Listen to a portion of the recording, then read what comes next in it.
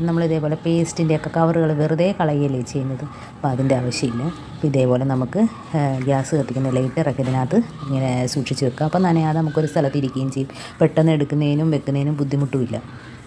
അതേപോലെ തന്നെ നമ്മൾ മീൻ കണ്ടിക്കുന്ന കത്തിയാണേലും ഏതാണേലും ഇപ്പോൾ കുട്ടികൾ നിന്ന് പെട്ടെന്ന് വലിച്ചെടുക്കാതിരിക്കാൻ ഇതേപോലെ നമുക്ക് ആ കവറിനകത്തോട്ട് ഇറക്കി വയ്ക്കാം. ഒരു സ്ഥലത്ത് ഒതുങ്ങിയിരിക്കുകയും ചെയ്യും. നമുക്ക് പെട്ടെന്ന് തന്നെ അതെടുക്കുകയും അതേപോലെ തന്നെ വെച്ച് കൊടുക്കുകയും ചെയ്യാം. അപ്പം ഇങ്ങനെയൊക്കെയുള്ള കാര്യങ്ങൾക്ക് ഇത് ഉപകാരപ്പെടും. അടുത്ത ടിപ്പെന്ന് പറഞ്ഞാൽ നമ്മൾ മിക്സിയിലൊക്കെ എന്തെങ്കിലുമൊക്കെ പൊടിക്കുമ്പോൾ ആ സ്മെല്ല് അതിനകത്ത് എത്ര കഴിയാലും പോകത്തില്ല. അപ്പോൾ ആ സ്മെല്ല് പോയി കിട്ടുന്നതിന് വേണ്ടി നമുക്ക് ഇതേപോലെ ഒരു പേപ്പർ ഇട്ട് അടച്ച് വെച്ചാൽ മതി. കുറച്ച് ഒരു അരമണിക്കൂർ 1 മണിക്കൂറോളം ഇതേപോലെ ചെയ്യുമ്പോൾ ആ സ്മെല്ലങ്ങ് മാറി കിട്ടും. അപ്പോൾ നമുക്ക് അതിനകത്ത് എന്ത് വേണേലും പിടിച്ചെടുക്കാം. അടുത്ത ടിപ്പെന്ന് പറഞ്ഞാൽ നമ്മൾ ഇതേപോലെ തേങ്ങ എല്ലാം വൃത്തിയാക്കിയതിന് ശേഷം നമ്മൾ എവിടെ വെച്ചാൽ അത് ഉരുണ്ടുരുണ്ടങ്ങ് പോകും. അപ്പോൾ അങ്ങനെ ഇല്ലാതിരിക്കണമെങ്കിൽ ഇതേപോലെ 2 റബ്ബർ ഇട്ടിട്ട് വെച്ചാൽ മതി, ക്രോസ് ചെയ്ത്. അപ്പോൾ ഇതേപോലെ 2 റബ്ബർ ക്രോസ് ചെയ്ത് വെച്ചാൽ നമുക്ക് എത്ര തേങ്ങ വേണേലും ഇതേപോലെ വൃത്തിയാക്കിയിട്ട് എടുത്ത് വെച്ചാൽ മതി. അപ്പോൾ ഉരുണ്ട് താഴോട്ട് പോകത്തതും ഇല്ല. നമുക്ക് ഇതേപോലെ സുരക്ഷിതമായിട്ട് അത് അവിടെ അങ്ങ് ഇരുന്നോളും. ഉണ്ടോ, ഉരുണ്ട് പോകത്തില്ല. നമ്മൾ റബ്ബർ ഇട്ടില്ലെങ്കിൽ അത് ഉരുണ്ട് പോകും. അപ്പോൾ ഒരു റബ്ബർ ഇട്ടപ്പോൾ തന്നെ നല്ല രീതിയിൽ ഒരു സ്ഥലത്ത് തന്നെ അത് ഇരിപ്പുണ്ട്.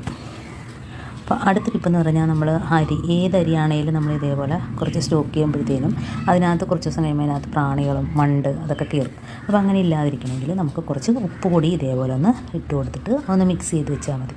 ആ മുകൾ ഭാഗം കുറച്ച് ഇതേപോലെ ഒന്ന് മിക്സ് ചെയ്ത് വെക്കുമ്പോഴത്തേന് ആ ഭാഗത്ത് അതിൻ്റെ അടിയിലോട്ട് ഒന്നും തന്നെ അതിൻ്റെ പ്രാണികളോ ഒന്നും തന്നെ വരാതെ നമുക്ക് അരി നല്ല ഫ്രഷായിട്ട് തന്നെ ഇരിക്കും.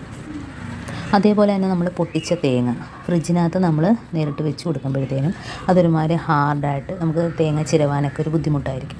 അപ്പോൾ അങ്ങനെയൊന്നും ഇല്ലാതെ നമ്മൾ എപ്പോഴും പൊട്ടിച്ച അതേ രീതിയിൽ ഇരിക്കണമെങ്കിൽ ഇതേപോലെ കുറച്ച് വെളിച്ചെണ്ണ ആ തേങ്ങയിൽ തന്നെ ഒഴിച്ച് കൊടുക്കുകയാണ്.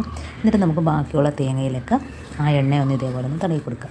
അപ്പോൾ നമ്മൾ എത്ര തേങ്ങ പൊട്ടിച്ച് എത്ര ദിവസം വരെ ഫ്രിഡ്ജിൽ വെച്ചാലും ആ പുറം ഭാഗമൊന്നും ഹാർഡാകത്തുമില്ല.